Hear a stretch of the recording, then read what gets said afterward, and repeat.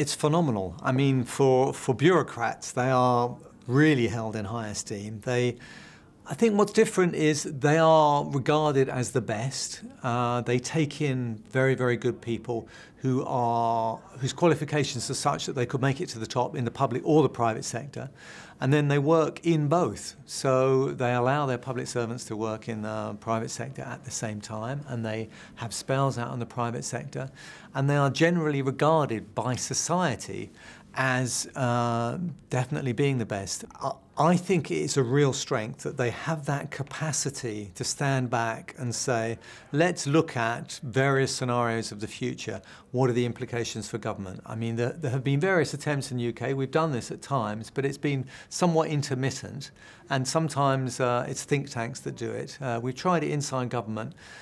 But there's obviously a thought about thinking the unthinkable is quite dangerous in the UK, and of course it's all potentially disclosable now. So I think that's potentially embarrassing for governments, and it strikes me that we shouldn't be embarrassed about it. We should actually be embarrassed about not doing it, because preparing for the future, and the financial crisis has shown us that quite often shocks can come out of the blue, and we need to be ready for them.